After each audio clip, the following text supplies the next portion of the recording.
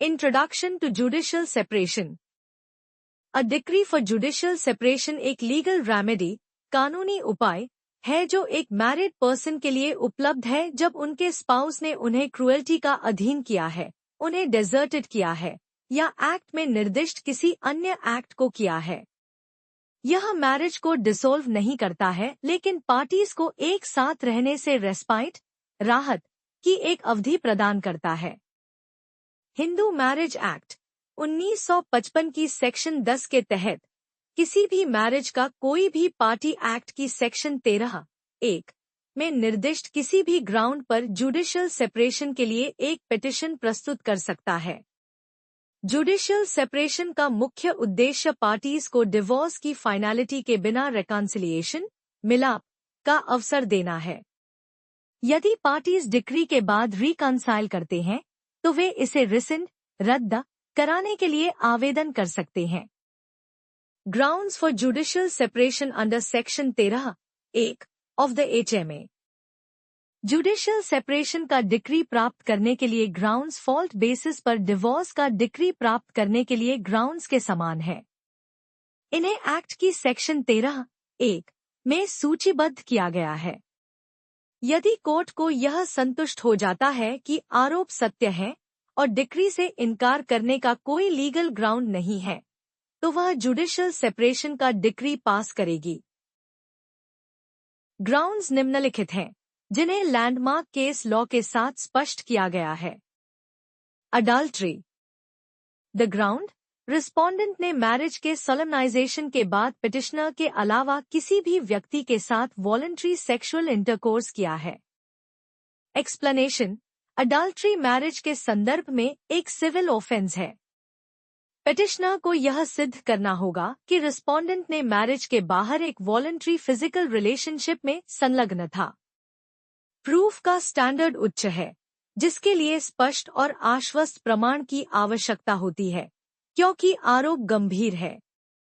Case law, Savitri Pandey v Premchandra Pandey 2017 में supreme court ने कहा कि सस्पिशन या कंजेक्चर अडल्ट्री के ग्राउंड पर डिवोर्स या जुडिशियल सेपरेशन के डिक्री के लिए आधार नहीं हो सकता है।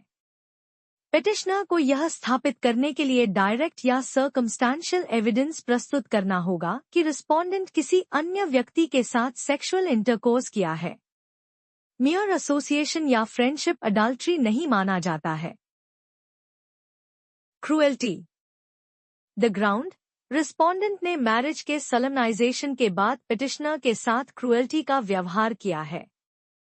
एक्सप्लेनेशन, क्रूएल्टी या तो फिजिकल या मेंटल हो सकती है। यह किसी भी ऐसे कंडक्ट को संदर्भित करता है जो पिटिशनर के मन में यह रीजनेबल एप्रीहेंशन पैदा करता है कि रिस्पोंडेंट के साथ रहना हानिकारक या घातक है। क्रूएल्टी की प्रकृति ऐसी होनी चाहिए कि यह मैरिज की निरंतरता को असंभव या असहनीय बना दे। केस लॉ, दस्ताने वी दस्ताने 1975 में सुप्रीम कोर्ट ने मेंटल क्रूएल्टी की एक व्यापक व्याख्या प्रदान की।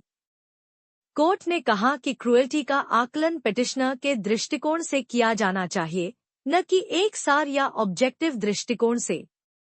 इसमें ऐसे एक्ट्स शामिल हैं जो मेंटल पेन, अगोनी और सफरिंग का कारण बनते हैं, जिससे पार्टीज का एक साथ रहना असंभव हो जाता है। कोर्ट ने प्रसिद्ध रूप से कहा, क्रूएल्टी बनाने के लिए जिस कॉन्डक्ट की शिकायत की जा रही है वह मैरिड लाइफ की ट्रिवियल वेयर एंड टियर से अधिक होनी चाहिए। Case law v Bhagat v Bhagat 1994 में सुप्रीम कोर्ट ने आगे स्पष्ट किया कि मेंटल क्रूएल्टी वह कॉन्डक्ट है जो दूसरे पार्टी पर ऐसा मेंटल पेन और सफरिंग आरोपित करती है जिससे उसके लिए दूसरे के साथ रहना संभव न हो। यह एक माइंड की स्थिति है और डीप एंग्विश, गहरी पीड़ा, disappointment. Desertion. The ground, respondent ने पिटिशनर को पिटिशन की प्रस्तुति से ठीक पहले कम से कम 2 वर्ष की निरंतर अवधि के लिए डेजर्टेड किया है। एक्सप्लेनेशन, डिजर्शन केवल फिजिकल सेपरेशन नहीं है, बल्कि इसमें एक स्पाउस द्वारा दूसरे का बिना किसी उचित कारण और उसकी सहमति के इंटेंशनल अबैंडनमेंट शामिल है। इसके 3 एसेंशियल इंग्रेडिएंट्स हैं। Factum of separation, physical separation. Animus deserendi, स्थायी रूप से त्याग करने का intention. Period of at least 2 years, petition दायर करने से पहले सेपरेशन कम से कम 2 वर्षों के लिए कंटिन्यूअस और अनब्रोकन होना चाहिए। Case law, Lachman Uttamchand Kirpani v. Meena, 2003 में कोर्ट ने दोहराया कि डिजर्शन साबित करने के लिए पिटिशनर को यह स्थापित करना होगा कि उनकी इच्छाओं के विरुद्ध अबैंडनमेंट किया गया था और रिस्पोंडेंट का कोहैबिटेशन को स्थायी रूप से समाप्त करने का इंटेंशन था। म्यूचुअल कंसेंट द्वारा या किसी वैध कारण से मियर सेपरेशन डिजर्शन का गठन नहीं करेगा। Conversion to another religion. The ground, respondent किसी अन्य रिलीजन में कन्वर्शन के द्वारा हिंदू बंधन छोड़ चुका है। एक्सप्लेनेशन, यदि एक स्पाउस हिंदू फेथ से किसी अन्य रिलीजन जैसे क्रिश्चियनिटी, इस्लाम, पारसी, जुडाइज्म में परिवर्तित हो जाता है तो दूसरा स्पाउस जुडिशियल सेपरेशन के लिए फाइल कर सकता है। कन्वर्शन का केवल एक्ट ही पर्याप्त है, मिसकॉन्डक्ट का कोई और प्रूफ की आवश्यकता नहीं है। Unsoundness of mind. The ground, respondent unsound mind का रहा है या लगातार या बीच बीच में ऐसी प्रकार और ऐसी सीमा तक मेंटल डिसऑर्डर से पीड़ित रहा है कि पिटिशनर को उचित रूप से रिस्पोंडेंट के साथ रहने की अपेक्षा नहीं की जा सकती। एक्सप्लेनेशन, यह ग्राउंड 2 प्रकार की कंडीशंस को कवर करता है। इनक्योरेबल अनसाउंडनेस ऑफ माइंड, एक कंडीशन जो परमानेंट और इरिवर्सिबल है। Virulent and incurable mental disorder, schizophrenia या पैरानोया जैसा एक डिसऑर्डर जो इतना गंभीर है कि एक साथ रहना असंभव हो जाता है। बीमारी को कॉम्पिटेंट मेडिकल एविडेंस द्वारा सिद्ध किया जाना चाहिए। Virulent and incurable disease. The ground, respondent एक विरुलेंट और इनक्योरेबल डिजीज जैसे सेक्सुअली ट्रांसमिटेड इन्फेक्शंस, STIs जैसे HIV, एड्स या सिफिलिस से पीड़ित रहा है। एक्सप्लेनेशन, डिजीज गंभीर, कम्युनिकेबल और इनक्योरेबल होनी चाहिए। इसका उद्देश्य पिटिशनर के हेल्थ और लाइफ की रक्षा करना है। एक मियर एलिमेंट, चाहे कितनी भी गंभीर क्यों न हो, यदि वह कम्युनिकेबल या विरुलेंट नहीं है तो यह एक ग्राउंड नहीं हो सकता। Renunciation of the world. The ground, respondent किसी भी रिलीजियस ऑर्डर में प्रवेश करके दुनिया का रिनाउंसिएशन कर चुका है।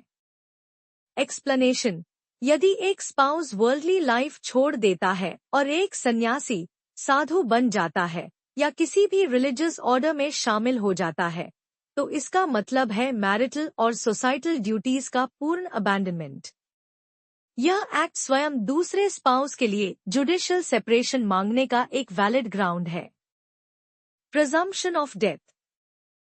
द ग्राउंड, रिस्पोंडेंट उन लोगों द्वारा 7 वर्ष या उससे अधिक समय से जीवित होने के रूप में नहीं सुना गया है जो यदि वे जीवित होते तो स्वाभाविक रूप से उनके बारे में सुनते। जबकि दोनों के लिए आधार समान है, न्यायिक पृथक्करण का आदेश और तलाक का आदेश के कानूनी परिणाम मूल रूप से भिन्न होते हैं, क्योंकि पहला वैवाहिक दायित्वों का एक अस्थायी निलंबन है जबकि दूसरा विवाह का एक स्थायी अंत का प्रतीक है। मुख्य अंतर रिश्ते की प्रकृति में निहित है। न्यायिक पृथक्करण का आदेश विवाह को भंग नहीं करता है, जिसका अर्थ है कि पक्षकार कानूनी रूप से विवाहित बने रहते हैं और अपनी वैवाहिक स्थिति बनाए रखते हैं, जबकि तलाक का आदेश स्थायी रूप से वैवाहिक बंधन को समाप्त कर देता है और पक्षकारों को अविवाहित व्यक्तियों की स्थिति में लौटा देता है। परिणामस्वरूप, न्यायिक पृथक्करण के तहत पक्षकारों के लिए एक साथ रहने का कानूनी दायित्व निलंबित हो जाता है, जिससे वे अलग रह सकते हैं, लेकिन वे फिर से शादी करने के लिए स्वतंत्र नहीं हैं, क्योंकि ऐसा करना द्विविवाह का गठन करेगा। इसके विपरीत, तलाक सभी रिश्तों को तोड़ देता है और दोनों पक्षकारों को फिर से शादी करने की आजादी देता है।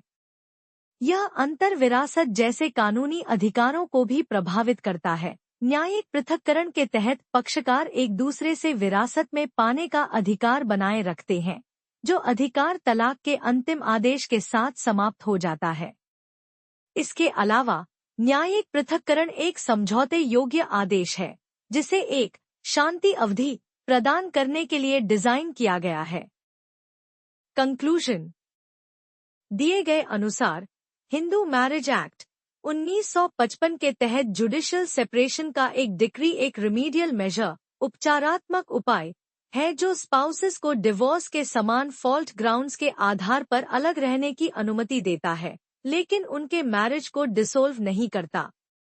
यह एक अस्थायी समाधान के रूप में काम करता है, लीगल बॉन्ड और इनहेरिटेंस जैसे संबंधित राइट्स को बनाए रखते हुए कोहैबिट करने की ड्यूटी को निलंबित कर देता है। इसके विपरीत डिवोर्स का एक डिक्री एक मैरिज का निश्चित और परमानेंट कंक्लूजन है, जो सभी लीगल टाइज, ड्यूटीज और राइट्स को तोड़ देता है और दोनों पार्टीज को फिर से विवाह करने के लिए मुक्त कर देता है।